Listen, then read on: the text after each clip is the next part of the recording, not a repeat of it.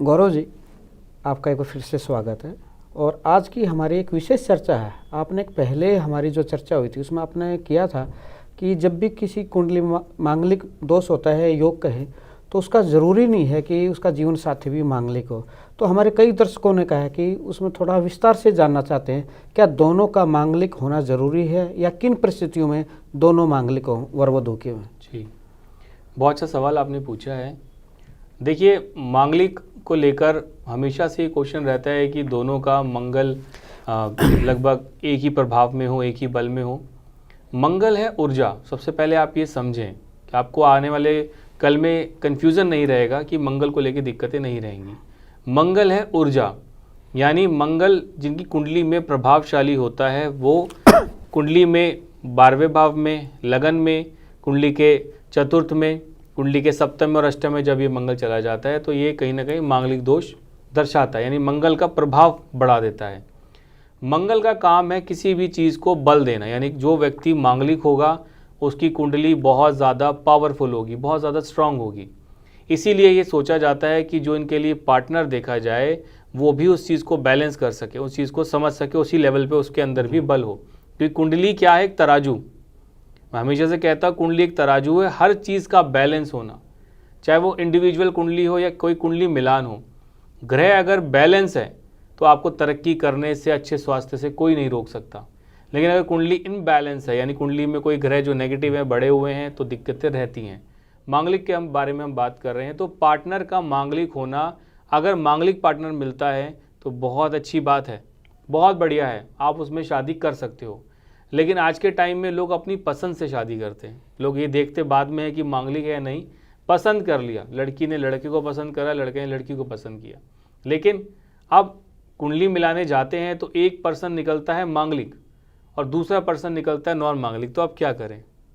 ये है एक बहुत बड़ा कन्फ्यूज़न। और इसको ठीक करने का तरीका क्या है कि जो व्यक्ति मांगलिक है, आप सबसे पहले ये समझें कि उसका मंगल कितना बलशाली है, कितना पावरफुल है। अगर वो उच्च का है या वो बहुत ज़्यादा स्ट्रांग बैठा हुआ है, तो 7 वाले की कुंडली जो नॉन मांगलिक है उसकी कुंडली में मंगल की स्थिति को आप समझें। अगर मंगल जहाँ जहाँ लड़के की कुंडली में, फॉर एग्जांपल जैसे लड़के की कुंडली में मंगल लगन में 12वें भाव में, चतुर्थ, सप्तम, अष्टम में बैठा हुआ है, और लड़की की कुंडली में इन्हीं भावों में कहीं शनि बैठा हुआ है या सूर्य बैठा हुआ है, तो आप इस केस के अंदर शादी कर सकते हो। बहुत अलग टॉपिक है, ये मेरी रिसर्च है दोस्तों। यानी जहाँ पे मंगल ने उसको बल दिया वहीं पे यहाँ शनि ने उसको बल दिया।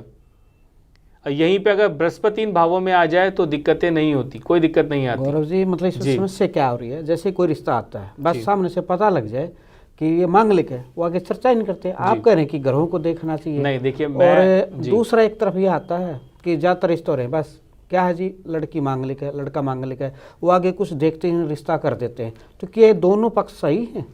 एक टॉपिक मैं आपको समझाता हूँ, एक होता है अष्टकूट मिलान, एक समझने का टॉपिक है। कई बार ज़्यादा गुण भी नुकसान देते हैं।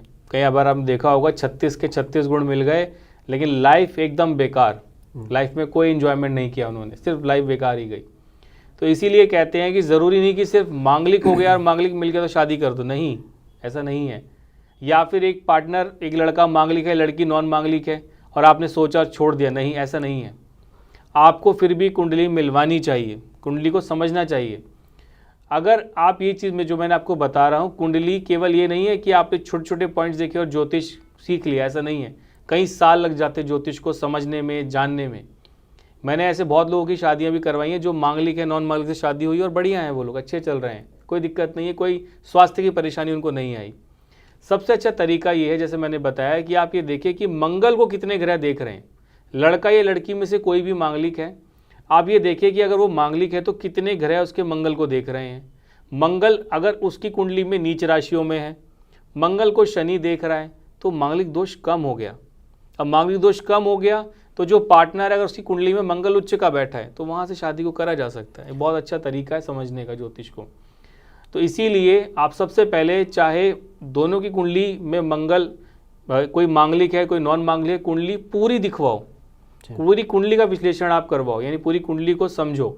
और अगर दोनों मांगलिक हैं तब भी पूरी कुंडली को समझो, क्योंकि केवल मंगल नहीं चला रहा सब चीज़ों को, बाकी सभी ग्रह तो चला रहे हैं, फिर दशाएं हैं।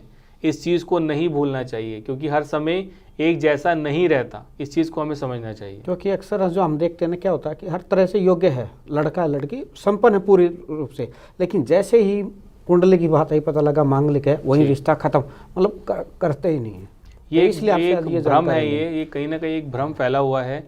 देखिए, एक भ्रम क्या है, मैं कहता हूँ गलत नहीं है, क्योंकि ज्योतिष का अधूरा ज्ञान भी नुकसान देता है लोगों को। ज्योतिष जो है, हमें कितना ज्योतिष आता है, 1% ही आता है, इससे ज़्यादा नहीं आता, सबको 1%, इससे बढ़ के कोई नहीं है। ज्योतिष सबसे स्ट्रांग है अगर तरीके से उसको समझा जाए।